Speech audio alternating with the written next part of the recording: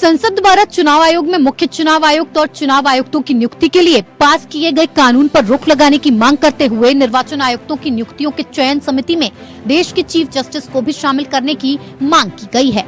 Supreme court मुख्य चुनाव आयुक्त और अन्य चुनाव आयुक्त नियुक्ति, सेवा की शर्तें और कार्यालय की अवधि अधिनियम 2023 की धारा 7 और 8 की संवैधानिकता को चुनौती देने वाली कांग्रेस नेता जया ठाकुर की याचिका पर सुनवाई के लिए सहमत हो गया।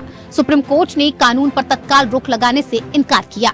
जस्टिस संजीव खन्ना और जस्टिस दीपंकर दत्ता की खंडपीठ संविधान के अनुच्छेद 32 के तहत ठाकुर द्वारा दायर रिट याचिका पर सुनवाई कर रही थी, जिसमें चुनाव आयुक्तों के अधिनियम की संवैधानिकता पर सवाल उठाया गया और जिसे संसद के शीतकालीन सत्र के बाद राष्ट्रपति द्रौपदी मुर्मू ने पिछले दिसंबर में कानून में हस्ताक्षरित किया।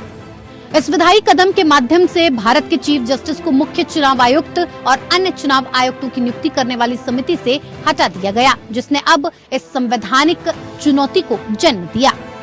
सुनवाई के दौरान ठाकुर की ओर से पेश सीनियर वकील विकास सिंह ने तर्क दिया कि ये अधिनियम शक्तियों के पृथक्करण के सिद्धांत का उल्लंघन है, जिसने हमारे संविधान की मूल संरचना का गठन किया।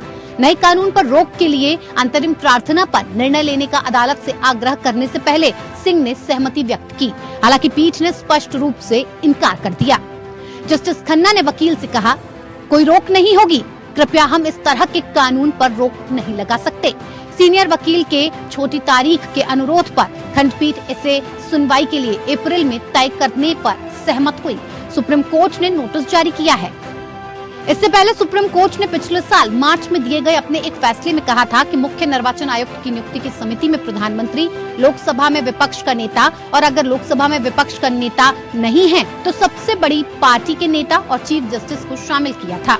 फिर सरकार ने अगस्त में एक कानून लाकर सीजीआई की जगह प्रधानमंत्री के द्वारा नियुक्त कैबिनेट मिनिस्टर को रख दिया, जबकि लोकसभा में विपक्ष का नेता और अगर लोकसभा में विपक्ष का नेता नहीं है तो सबसे बड़े पार्टी के नेता और प्रधानमंत्री मौजूद रहेंगे।